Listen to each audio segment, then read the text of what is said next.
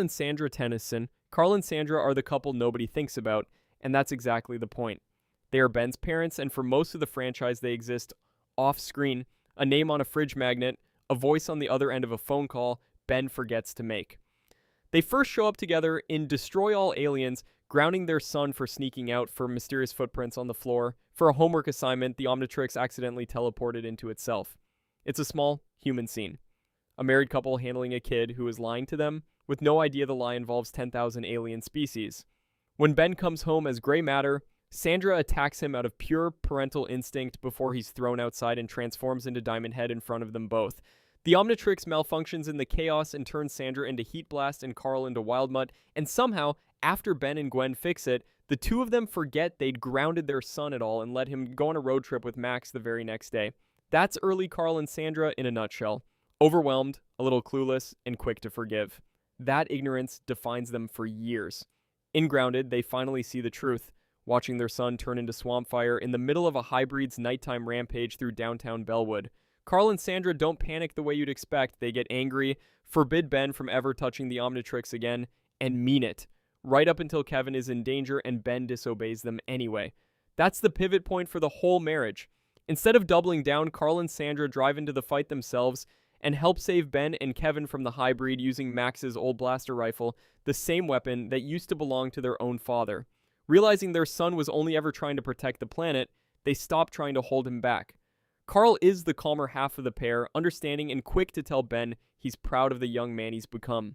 Sandra is the stricter one, more visibly overprotective, the parent who insists on being called by her first name, and who Derek J. Wyatt has said approves of Ben's friendship with Rook right alongside Carl. She's not entirely sold on Kevin either, sometimes referring to him as Ben's ruffian friend, even while tolerating the friendship for her son's sake. Their steadiness gets tested in stranger ways than most parents ever face. In one especially chaotic stretch, an alien princess named Luma Redwind shows up on Earth trying to claim Ben as her husband under Tetraman marriage law, at one point capturing Ben's ex-girlfriend, Julie, and delivering her tied up as a gift for her future mother-in-law, Sandra. It's the kind of scene most parents never recover from. Carl and Sandra do, the same way they recovered from finding out their son turns into aliens for a living, the same way they recovered from a house-shaking hybrid attack outside their car window. No dramatic breakups, no cosmic tragedy, nothing close to the tangled histories the rest of this list is built on. Just two ordinary people who kept saying yes to a life they never signed up for. One grounding, one road trip, one alien wedding at a time. Hit the like and subscribe button to see more videos like this. Leave a comment on your favorite Ben 10 couple. Let's get back into the video. Azmuth and Zennith. Azmuth is the most brilliant mind in 7 galaxies, and he still couldn't hold on to the one person who mattered most. Centuries before Ben ever touched the Omnitrix, young Azmuth was a Galvan scientist in a relationship with Zennith, a fellow Galvan he genuinely loved. They worked together on Primus, and for a while it was enough. Zennith didn't approve of how constantly Azmuth buried himself in his work, and she wanted more of his time than his projects were leaving her. One night, on a date with her, they watched a rare planetary alignment together, and for Azmuth, it wasn't romantic so much as it was inspiring in the wrong direction. That alignment gave him the idea to build Ascalon, a sword capable of manipulating the fundamental forces of the universe. Zennith saw exactly what a weapon like that meant. It wouldn't stay contained, and eventually it didn't. Ascalon went on to be used by another being entirely, caught up in a civil war on the Incursion homeworld that Azmuth never intended and couldn't undo. Zennith warned him before any of that happened. Azmuth didn't listen. He never does. So she left, and here's where it gets interesting. She never came back. Not when Azmuth realized his mistake. Not when he swore off weapons for peaceful science. Not even when he built the Omnitrix itself, a device meant in part to prove to her that he'd changed. He used its scan mode to catalog the DNA of thousands of the species across hundreds of years, absorbing the responsibility Ascalon had cost him, hoping the work might one day redeem him in her eyes. It never got the chance to. Her name is even a quiet piece of that regret. Zennith comes from zenith, the term for the highest point something can reach, which tracks, because by every account Azmuth was at his happiest during the years he had her. Zennith's fate after she left Primus was never confirmed on screen. What is confirmed is what Azmuth became without her. Terse, dismissive, allergic to being told he's wrong, a genius who treats every relationship the way he treats an unfinished invention, something to fix later, once the current project is done. There's a flashback where Zennith is shown wearing a plain white dress with a black stripe down the middle, dark, understated lips, standing next to a version of Azmuth who still had someone to come home to. That flashback is the only place in the franchise where Azmuth looks, even briefly, like an ordinary person instead of the smartest being in the galaxy. It's worth sitting with just how long this one loss ends up shaping him. Azmuth doesn't build the Omnitrix the day Zennith walks out. He spends years first dedicating himself to peaceful science, trying to prove to himself that his intentions were good even after Ascalon's results weren't, before the Omnitrix idea ever takes real shape. By the time Ben is old enough to wear it, Azmuth is a being who has had centuries to sit with one relationship and still hasn't finished processing it. He mentors Ben, guides him, occasionally condescends to him, but he never brings up Zennith unprompted, which tracks for a character who works through everything by inventing and almost nothing by talking. The smartest being in the galaxy, and the one problem he was never smart enough to solve was his own. Max and Verdona Tennyson. Before Max Tennyson was Grandpa Max road tripping across the country with a rust bucket and a stash of questionable snacks, he was a young Air Force pilot on track to become the first man on the moon. He'd chased a spaceship in his plane as a teenager, crashed as a result, and impressed a commander enough to get folded into the astronaut program instead of getting grounded for good. Then, at a diner in St. Louis, he met a woman in human form who wasn't human at all, and the moon plan quietly fell apart. Her name was Verdona, an anodite, a being made of pure mana, disguised to blend into human society while she hid from a robotic alien called a synthroid that wanted to use her as a living power source. When the synthroid attacked the diner, Max and Verdona fled together, and the synthroid eventually caught up, beating Max and taking Verdona captive. Using a telepathic link she'd formed with him, Max tracked her down and, with the help of a plumber named Magister Labrid, rescued her and destroyed the synthroid. The manacle that had been suppressing Verdona's powers fell away, and she revealed her true form to Max for the first time. That's how the marriage started. A rescue, a kiss, and a decision. Verdona offered to take Max back to Anodyne with her. He said no, telling her he had other things to do on Earth, and went into astronaut training the following Monday instead, so she stayed. She hid her anodite heritage from the world and married him, and they had 2 sons, Carl and Frank, neither of whom inherited a trace of her power. For years it worked. In the specific, complicated way long marriages between 2 people keeping secrets from each other tend to work. Max kept his double life as a plumber hidden from her. She kept the fact that she was an energy being from another world hidden from him. 2 people who loved each other deeply while lying to each other constantly, which, as it turns out, is excellent foreshadowing for their grandson's love life. Verdona loved Max specifically for his adventurous, rebellious streak, a trait she'd later recognize instantly in Kevin Levin the moment she met him. That first rescue at the diner stayed the defining story of their entire marriage, told and retold to their grandchildren decades later, right down to the telepathic bond and the manacle that fell from Verdona's wrist once the synthroid was gone. Eventually, once their sons were grown and gone, Verdona returned to Anodyne to reconnect with who she really was, and the marriage ended quietly in distance rather than anger, the way Verdona always had to compete with Max's secret work as a plumber even during the years she stayed. Decades later, believing Max had died, she came back to Earth for old time's sake, drawn to his favorite fishing lake to remember the good years, only to be mistaken for a trespasser by grandchildren who had no idea who she was. Once Gwen struck her with an energy blast and Verdona realized Gwen was an anodite too, everything clicked into place. This wasn't an intruder, this was her own granddaughter. She tried to convince Gwen to come train on Anodyne for 60 or 70 years to fully master those inherited powers. Gwen thought it over on the roof of the house and said no, choosing to stay on Earth instead. Verdona kept her word about checking in anyway, returning again not long after in girl trouble to see how Gwen was doing. But at that lake, there's a tree with a heart carved into the bark. Max plus Verdona. Some couples don't need to still be together to prove they happened. Rook and Rayona. Rook Blanco is the most disciplined member of Ben's team, a Revonnah gander who treats every mission like a training exercise, and even he isn't immune. Back home on the planet Revonnah, a lot of the female Revonnah ganders reportedly had crushes on Rook. His sister Shar told Ben directly that every girl in their region was interested in him, and that Rook only ever had eyes for one of them. Rayona is easy to pick out of any crowd of Revonnah ganders. Long, bright purple hair, no traditional white face markings, a floral crown that makes her look like visiting royalty even when she's just stopping by to say hello. That's exactly how she's introduced in Bros in Space, arriving at Rook's family home to greet him warmly and invite him to that evening's harvest festival. There's no tension, no near miss, no love triangle. Rook and Rayona are simply, solidly together, which almost never happens anywhere else on this list. But here's where it gets interesting. Their relationship doesn't stay quiet in the background. It becomes an ongoing thread the show keeps returning to. In Catfight, Rook and Rayona go on a double date with Ben and his own on and off girlfriend Esther, and it goes sideways fast when Ben, transformed into Wrath, gets mind-controlled mid-date by the villain Nyancy Chan. Rook is forced to take charge of the entire situation, drawing up plan after plan while trying not to let the date collapse entirely around him, and personally arrests Nyancy Chan once things settle. It's a small window into what makes this couple work. He's the guy who follows the rulebook everywhere, except when Rayona is involved, and she's patient enough to watch her boyfriend juggle an interdimensional emergency and still make it to dinner. There's competition too, even if Rook barely notices it. In Rules of Engagement, after Rook helps defeat a bounty hunter named Festina in combat, she becomes unexpectedly infatuated with him on the spot, flirting openly while Rook remains politely oblivious.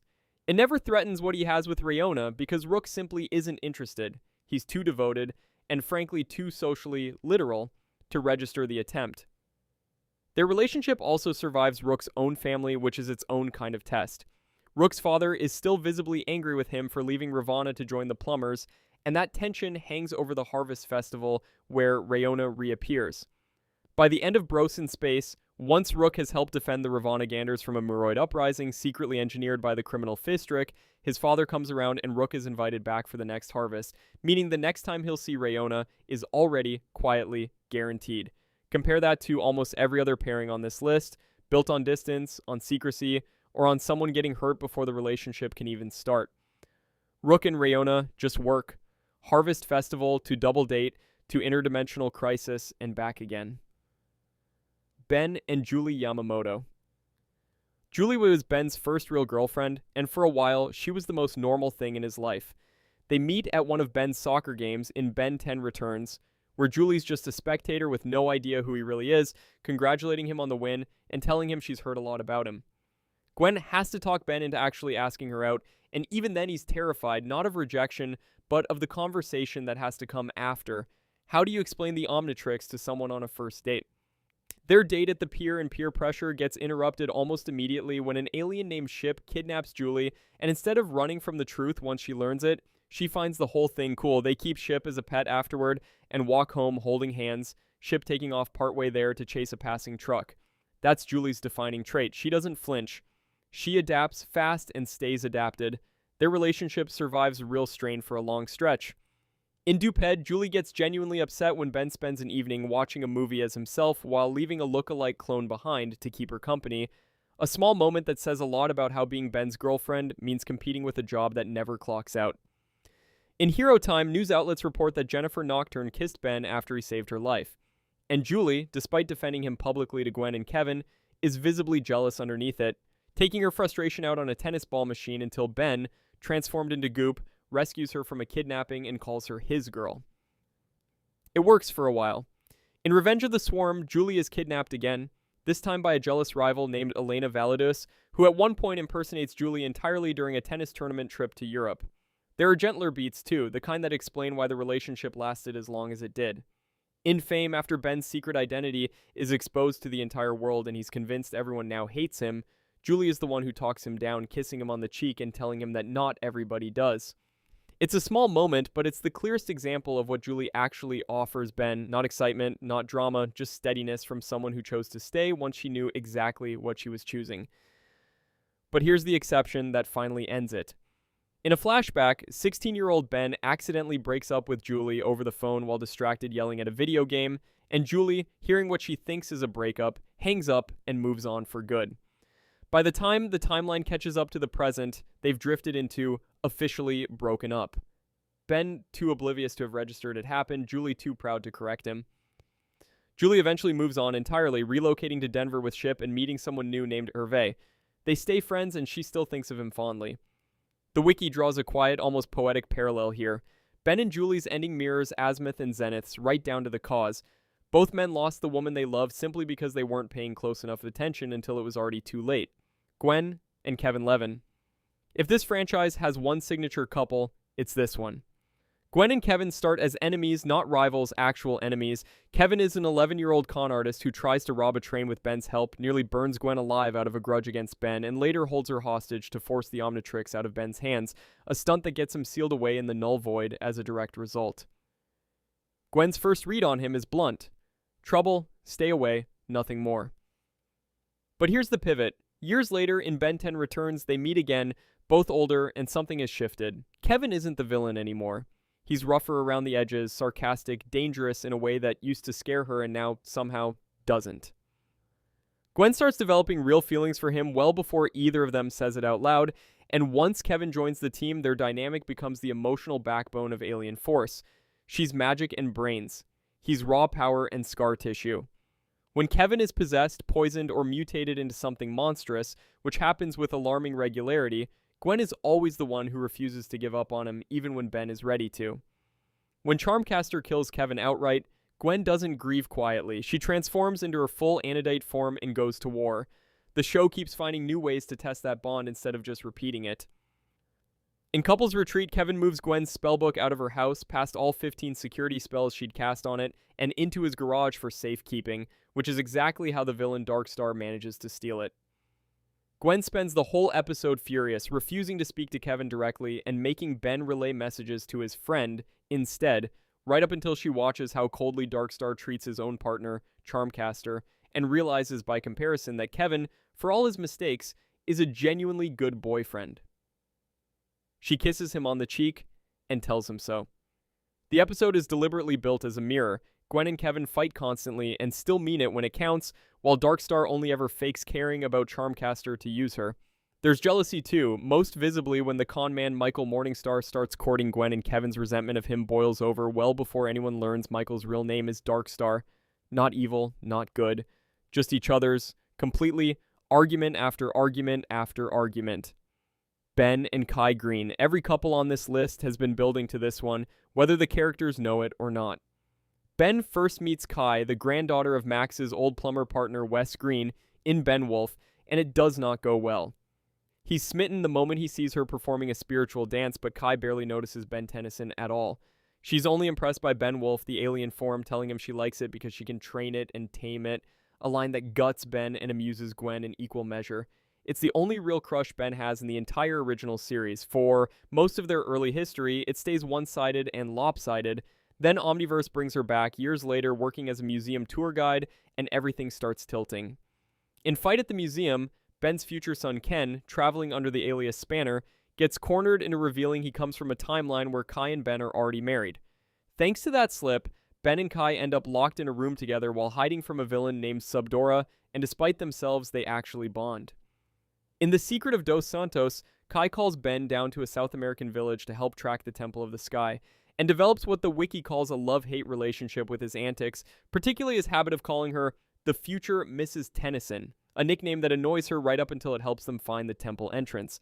Kai has real skills of her own here, tracking abilities taught by her grandfather and, per Omniverse, actual judo training she uses against Armed Forever Knights soldiers. When Ben collapses from exhaustion after a fight with Exoskull, Kai catches him, and he calls her sweetie without thinking.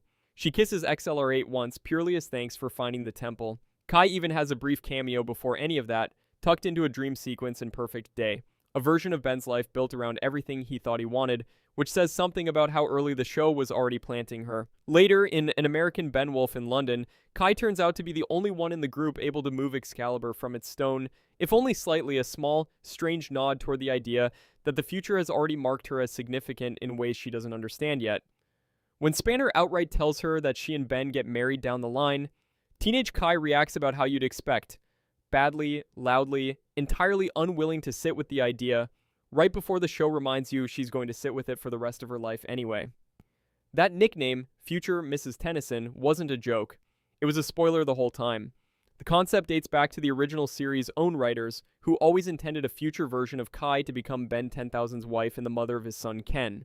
An idea that wasn't scripted at the time, but got resurrected once Omniverse arrived. Derek J. Wyatt, one of the franchise's producers, has said outright that he believes Kai is the one Ben actually ends up marrying and raising a family with, because their dynamic is simply more fun to watch than his previous relationship with Julie ever was. Unlike Ben and Julie, which crumbled from simple neglect, Ben and Kai survives the years apart and arrives somewhere permanent, married, a diplomat in her own right, mother to Ken, and, according to a pop-up trivia note, the Omniverse crew reportedly never even saw a daughter named Gwendolyn. Every other relationship on this list is a chapter. This one eventually is the whole rest of the book. Which Ben 10 couple do you think deserved more screen time? Drop it in the comments.